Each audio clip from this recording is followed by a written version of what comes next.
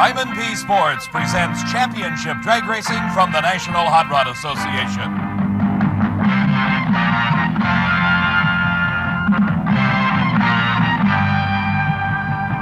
The 1980 Cajun Nationals. Brought to you by Goodyear Arriva, a steel-belted radial so new even its footprint tells you it's different. And by English Leather, the clean masculine scent in cologne, aftershave, grooming gear, and gift sets. All their men wear English leather or they wear nothing at all. And by Suzuki Motorcycles. When it comes to all-around performance, nobody outperforms Suzuki.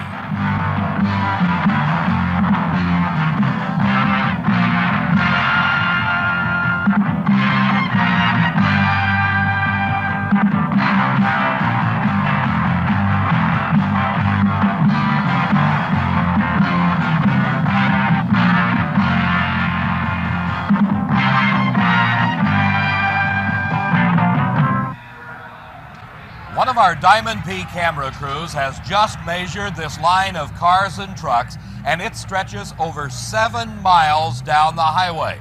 The head of the line terminates at this rapidly filling parking lot.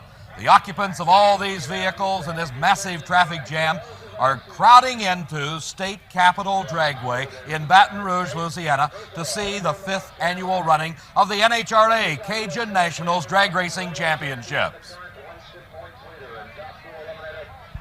Hello, everybody. I'm Dave McClelland, and the big story thus far of this Cajun Nationals Championship is Funny Car. Both the reigning and immediate past World Funny Car champions have failed to qualify, and that brings us to a man named Smith. Dave, there's nothing fancy around here. No fancy trailers or high-priced chief mechanics. Just happens to be the home of the #1 qualifier in Funny Car, Paul Smith, who drives Larry Kugel's The Sting from Ohio. 8 years you've been at this, and your first really good chance of winning a national event. How does it feel? It's kind of nervous, but, you know, I would say that we have a little better chance than anybody else if the air stays the same. You sit here and you look around the pits, you don't see Don Perdome, you don't see Raymond Beadle or Dale Pulley, the top 3 cars in the world, yet here's Paul Smith. Well, the little guys are here now. Last night I raced Trip Shoemaker on that last run 602. He got out at the other end, and he qualified number 8. And he says, guess what? The big guys is going to watch the little guys race tomorrow off their big rigs. Well, he was absolutely right. Do you have enough parts to go the distance in this deal? Yeah, well, we got a few pieces left, you know. If we don't hurt it too bad, we can go. I think we can go all the way. So you're going to have to be careful. Oh, yeah. But I would like for it to run 602 again. So I'm not going to back it off. It'll run good or burn it up. Okay. Paul Smith, he's got a competitive attitude, the #1 qualifier. There's no more competitive man in drag racing than Big Daddy Don Garlitz, and he's sitting patiently waiting for the start of Top Fuel eliminations at the Cajun Nationals. We'll be back with that action in just a moment. As you saw at the top of the show, this place is jammed. These fine folks at the end of the racetrack are enjoying a typical Cajun feast as they get ready for the first round of Top Fuel eliminations. Their counterparts, jammed into the grandstands, are patiently waiting as the drivers get ready for Top Fuel racing. Let's meet the first round competitors. Here's Jake Coughlin from Columbus, Ohio, debuting a brand new car. The winningest Top Fuel racer ever, Big Daddy Don Garlitz.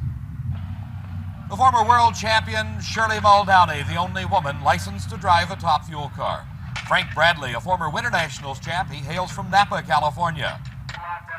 Gary Beck, now of El Toro, a former world champion, a former national champion, as is Richard Tharp from Dallas, Texas.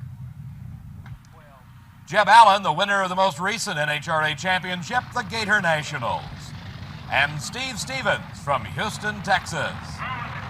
Here's Big Daddy as he gets set, completing his burnouts. He watches his crew member direct him to the starting line.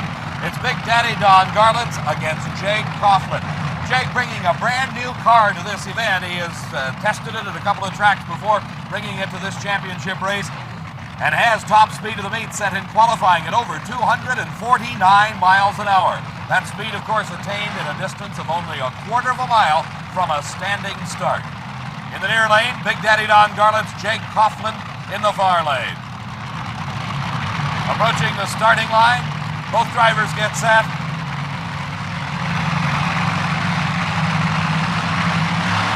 And they leave the starting line very good start by both cars. Some smoke coming out of Jake Coughlin's car, but Coughlin in an upset as Big Daddy Don Garlits is defeated in the first round of racing. Big Daddy losing to Jake Coughlin's outstanding 5.99 second elapsed time.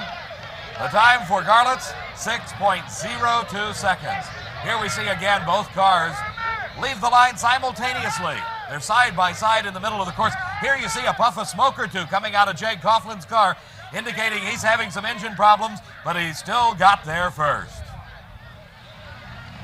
Well, Dave, there's nothing but oil and steam down here and a happy Jake Coughlin as you start your newest Top Fuel career with a 3/100th of a second victory over Garlits. Oh, boy, that was really close, wasn't it? Looked like a dead even start. Yeah, I think it was really good on the starting line. It's always tough when you run Don. He's quick, there's no doubt about it. But I'm excited because I got my kids and they're my pit crew, and we're going to do it. Where does the big mile an hour come from here? You've already run 249 at track record. Horsepower. What else? You know, you need horsepower to make mile an hour. And certainly to beat Don Garlits. Thank you. Okay, going into round number 2, Jake Coughlin. An obvious happy Jake Coughlin as he defeated Big Daddy Don Garlits. Here's Jeb Allen. He's 25 years old. He won the last NHRA championship. That was the Gator Nationals that you watched here on Diamond P Sports. He's up against Steve Stevens from Houston, Texas. Steve drives the Quicksilver car, one of the best racers ever in the state of Texas, qualified in this 8-car field, a very difficult task in itself, and he breaks traction, the car losing traction off the starting line, and it's an easy go for Jeb Allen. 5:95 his elapsed time, his speed over 240 miles an hour as Jeb Allen moves into round number 2 here at the Cajun Nationals. Jeb getting out of his car as it comes to a halt at the end of the racetrack. A very intense individual, hard-working young man, has won a number of NHRA titles. Started back when he was 18 years old, the youngest man ever to win a Top Fuel title. Continuing on in the first round of racing, this is Richard Tharp. If there's to be a hometown favorite in Top Fuel racing, it's got to be the car of the team of Candice and Hughes. They're based out of Houma, Louisiana, which is about 40 miles away. Dallas, Texas, the home of the driver. He finished 10th in the world last year. He's a former world champion and a former national champ, as is this man, Gary Beck. Beck moving into the cockpit of the Larry Minor car at the start of the 1980 season. Finished runner-up to Jeb Allen just a few short weeks ago down in Gainesville, Florida.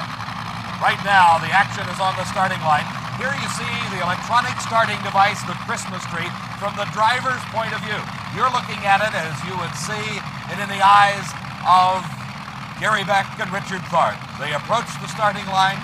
The 2 yellow lights at the top of the tree indicating the pre-staging lights are lit. That means they're getting close to the actual staging beam. They're lit, the tree is activated, it goes green. They leave the line and they are side by side approaching the speed trap.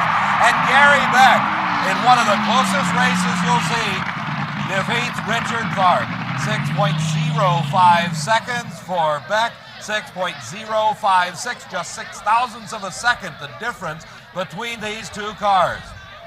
As they approach the finish line, you'll see they are side by side heading into the first speed trap, and Gary Beck pulls out the win by just a matter of a few feet. Here again, Steve Evans.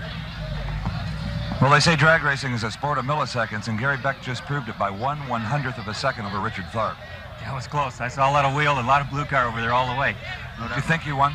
Yeah, I thought I had beat him. I was expecting a lot of charge from at the other end, but he didn't drive away from me. This car's not necessarily the fastest car on the racetrack.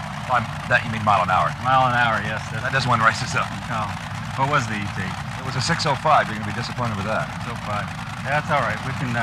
We've been trying to get it to come around a little bit, and it should do good for us. We can step her up a little bit. It's going to be close. It's going to take a 5, consistent 5s to win it, though, don't you think, from here on? Oh, absolutely. It's the 8-car shows like this are the toughest around, and you get the 8 of the best in the whole world, and we race against these guys all the time, and they know us, we know them, and this is where it really gets tough. Now we're down to 4 cars. It really gets serious. Okay, see you down here next round. Richard Tharp shaking his head. He didn't know that he lost. He wasn't sure until we told him. And a disappointed Richard Tharp when he finds out not only he loses, but how close it was, just a few thousandths of a second, as Gary Beck wins that race. Here is Shirley Muldowney. Shirley qualifying very well into this field, has been an exceptional racer. She proved to everyone her driving ability when she garnered that world champion's title. The competition for Shirley is Frank Bradley. Bradley from Napa, Won the Winter Nationals a few years ago, consistently one of the strong competitors throughout the championship drag racing circuit, but he's got his work cut out for him on the starting line here at the Cajun Nationals as he takes on the lady, Shirley Muldowney. The crewman, Ron Tubler, saying everything is good, let's go racing. Shirley completing her burnout, making sure the car is right, intensely concentrating on both the Christmas tree and on the car, as the start is all important in drag racing. Frank Bradley coming into the pre-staging meets, waiting as Shirley approaches the starting line. Starter Buster Couch watching as Shirley gets into those light beams across the starting line, and both drivers are ready. A great start for Shirley Muldowney, and she is just out-powering Frank Bradley. And look at the time, 5.92 seconds. That's the quickest elapsed time in the first round of racing. Her speed over 246 miles an hour. As we watch again, look at the reaction of the chassis as Shirley lets the clutch out on that 2,000 horsepower dragster. The front wheels come up off the pavement, but the rear wheels with all the power that she needs. Frank Bradley nowhere in sight as Shirley crosses the finish line at over 246 miles an hour. A disappointment for Frank Bradley. His racing day is done, but he'll be back. It looks as if Shirley may be having some problems. Steve, what's going on? Dave, Shirley Muldowney's dragster is high-centered here on the turnoff, and she's very concerned that they get it off before her guys get down here. They're so proud of this car, they'll be really hot if they think it's scratched up or bent up at all. And rushing over is the Candies and Hughes car, who were beating the previous race. Their crew trying to help the turnaround officials pick the car up and bodily move it off of the high point here where the turnoff meets the return road. And as Shirley gets out of the car, she was much more concerned with the car, it seemed, than further competition.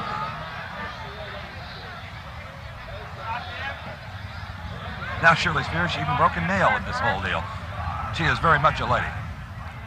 Broken fingernail and all, it'll be Shirley Muldowney into round number 2. We'll be back in just a moment. In spite of the fact he's about ready to go into the first round of funny car eliminations, Kenny Bernstein is taking time out to talk to some fans and give an autograph to a future world drag racing champion. A very happy young man indeed here at the Cajun Nationals.